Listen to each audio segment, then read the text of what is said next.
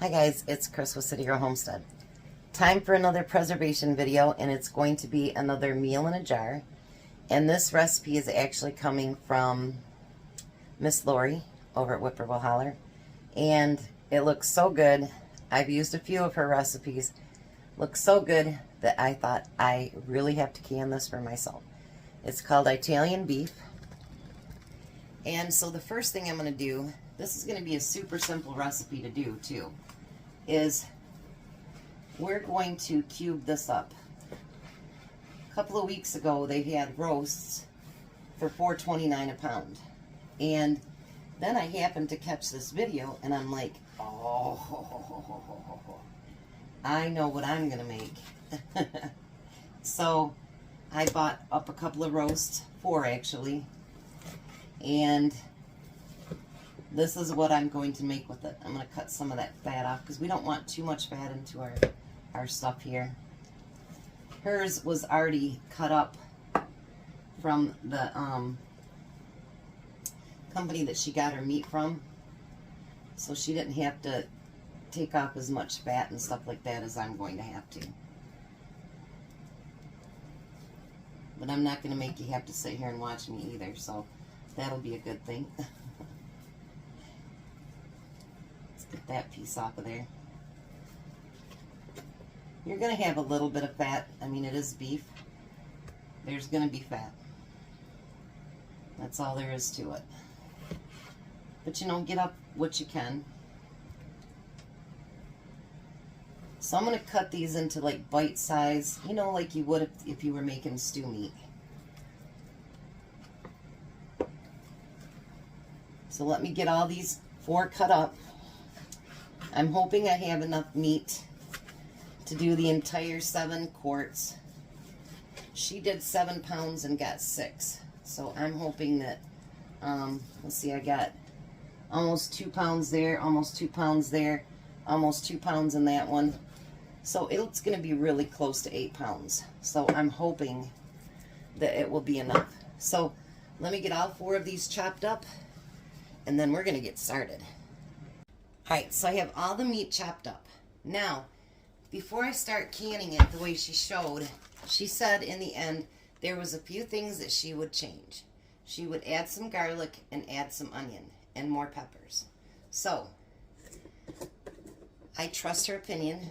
I am going to put a teaspoon of garlic in each one of my jars. Now, any of the changes that I'm making does not make it unsafe, nothing like that.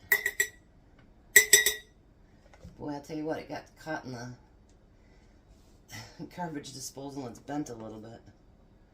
She didn't say how much, so I'm just assuming on what I think would be good. We don't want it to be too powerful of a taste because there's going to be other flavors in it. So we don't want to overpower it. Alright. That one's just about empty. Time to open up a new one. She said she would use onions too. And I have some red onions left that I had chopped up. So I figured, why not add a little bit of those in the bottom too? Hopefully I got enough to do all of them. If not, that's okay. Because, you know, until we can something, we really don't know if we're going to like every flavor to it. And her husband was like, I don't know what you could do to make it better. So that tells me it was pretty good to begin with. But if she, as an experienced canner, says, well, I would do this or this, then I'm going to listen to that. And we'll do it.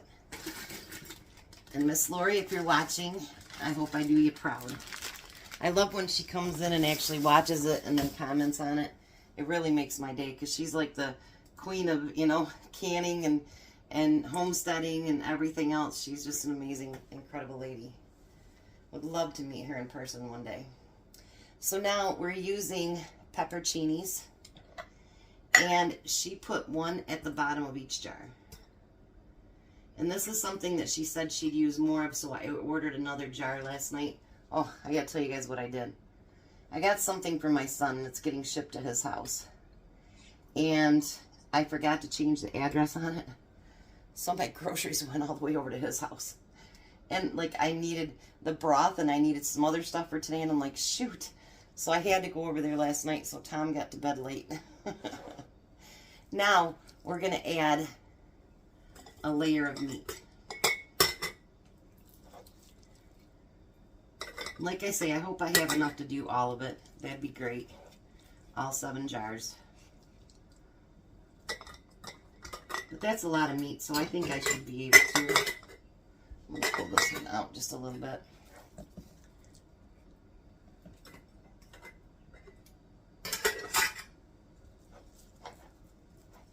I cannot wait to taste this because every recipe I've made of hers has been incredible.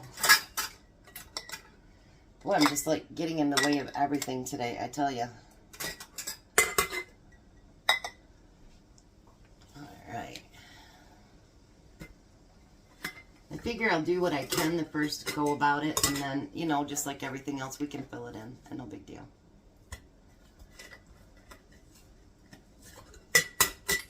Alright, so now, let's get all that onion off of there. So now what she did is take, let me wipe this off too. The Italian seasoning that you buy, that's the salad dressing mix. I don't remember how much she said, but I'm going to put maybe almost a teaspoon on there. She said she used 2 containers of it. I did buy an extra because you get them in a 4-pack. I did buy extra, so if I need to open up another one, I can. Like that one certainly needed more. There we go. And then we're going to add a couple more peppers each.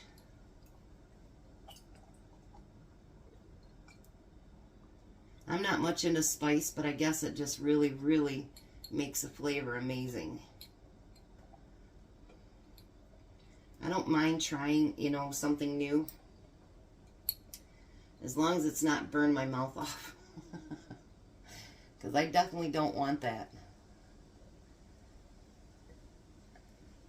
Might have to get me a fork to get all that out of there. Hold on, let me grab my fork.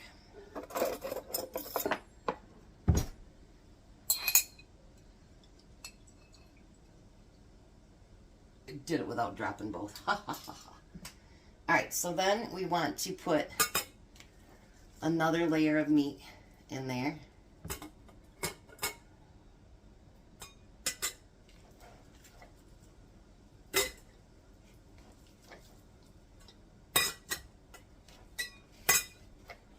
I'll have to open up my other jar of picked peppers. I'm glad that I got another one.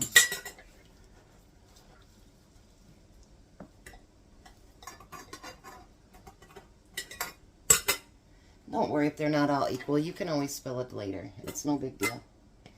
And if for some reason I had too much meat, I can always cook that little bit of meat up and freeze it and use it on something else. So it's never a waste, ever. Let me open this other jar. I didn't know if I'd do it now that my hands are greasy. I'm going to put the rest of that one package in there.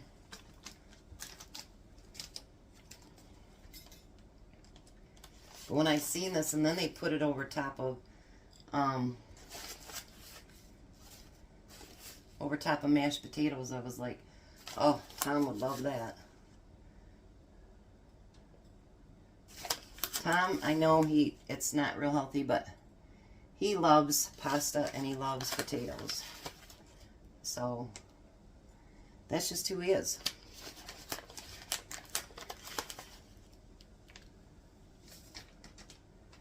I think that'll probably be enough. So I don't think I need to open up another one. And then we're going to put a couple peppers in each one again.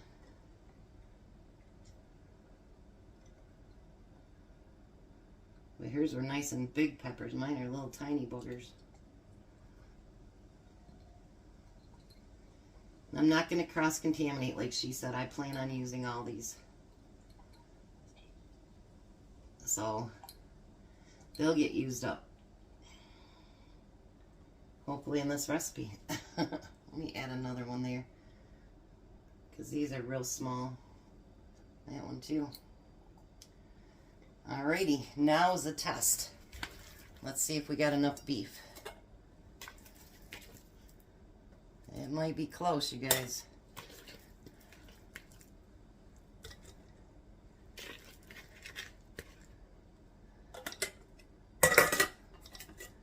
It might be really close because I'm running low here.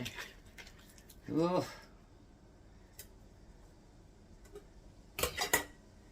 Just may not be as full as I'd like it to be.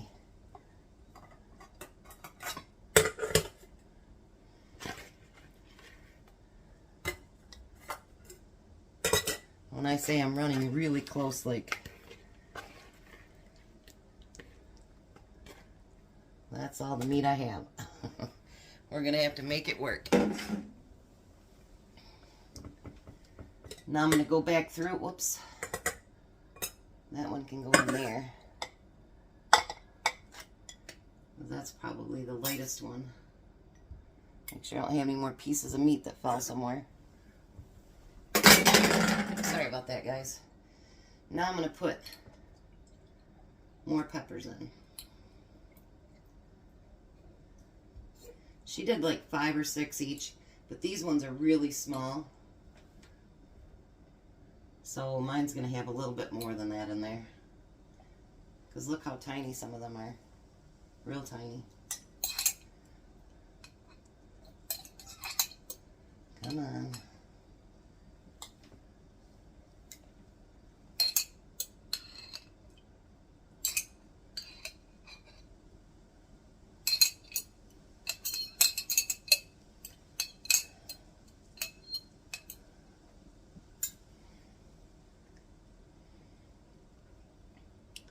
Got one little lone booger in there that wants to give me trouble. That's like getting the last pickle out of the jar, you know? Come out, come out. There you go. Now what she did is she went through and put just a little bit of juice in each one of them.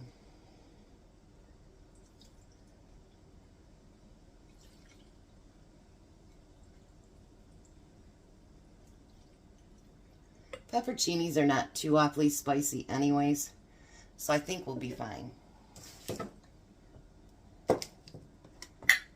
Alright, now we're going to add beef broth to that and bring it up to the 1-inch head space. Yeah, I'm out of my own beef broth, so we'll have to use what I have.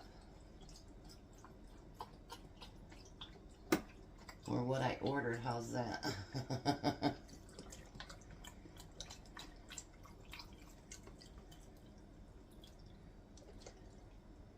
I don't think I'm going to need the 5 that I ordered, that's for sure. But that's alright. They always get used somehow.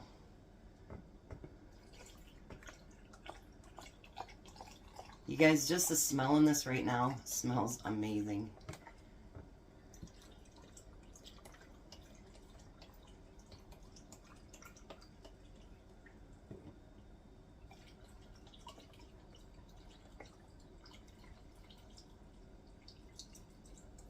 Oh, that sucks. I'm going to open up a third one for hardly nothing, but that's okay. Whenever you do that, if you have leftover, you can keep it in the refrigerator for a bit. It'll be fine. Don't throw it down the drain or waste it. Just throw it in the refrigerator, and it will be just fine. Alright. So now we need to debubble. And when we debubble, we want to get that air in there, but we want to get the air out of there. How's that? But we want to get that mixed around. We don't want air trapped in between the meat and all that good stuff. We just don't want that. And this is the time that you'll find out if you need more juice, like that one's going to need a little bit more.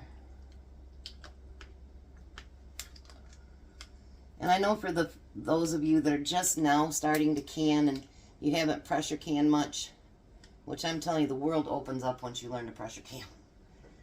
But meat, anytime you can it, is going to be ugly.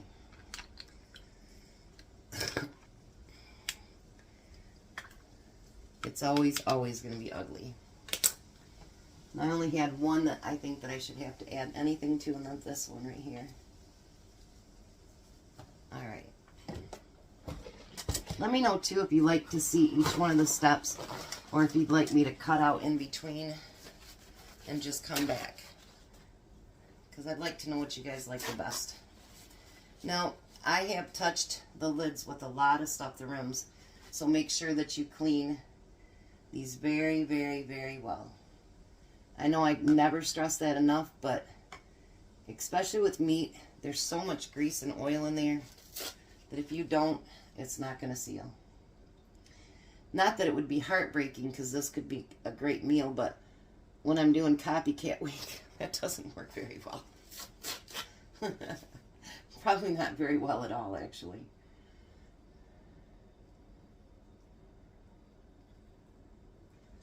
And if you want to use vinegar, you can use vinegar. But they say that they're finding that it actually hurts the seals when you do the vinegar. I don't know. Then we're going to put our lids on. I'm using my 4-jar lids. And they do suggest that you soak them. You don't have to, but they do suggest it. And I do have codes below there for Canadian and American. Alrighty. Now let's put our rings on. Fingertip tight.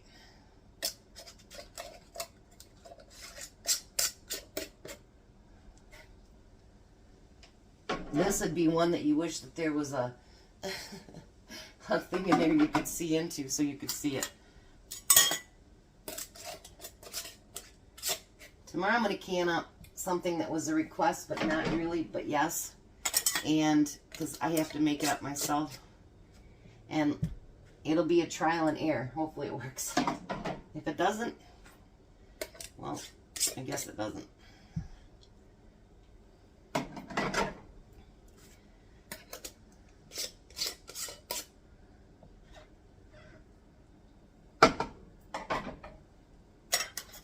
Alrighty, I know I got one more lid there. One more ring.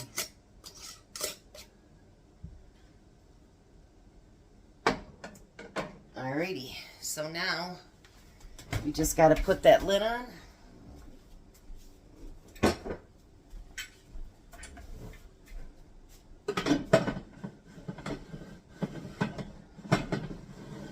I have it backwards, probably.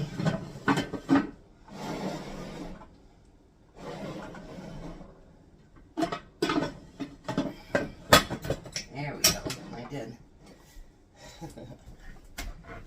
Alrighty. None like breaking in my new stove with, you know, moving around on the neck cranes. Alright, so now I'm going to fire it up on high because everything is cold in there. Once the steam valve starts steaming for 10 minutes, then I will start the timer. It is quarts, so it will go for 90 minutes. And I will bring you back when it's done. I'm so excited, I can't wait. Alright, I'll see ya. Alright, so there we go. I've been hearing a lot of popping. Look at that, still cooking away. Now what she did with hers, and I'll show that when I do it, is she took the peppers out when she thickened it up for like a gravy to go over top of the potatoes. You can put it over rice. She suggested you could make sandwiches out of it, which I bet that would be really, really good. So I think you can find a lot of uses for it. And I'm telling you, it smells amazing. So, thanks for coming along with me on another day of preservation. Whether it's singular items, food in a jar, whatever we got to do, fill it to the rafters. You guys have a blessed day. Be a blessing. See you at supper.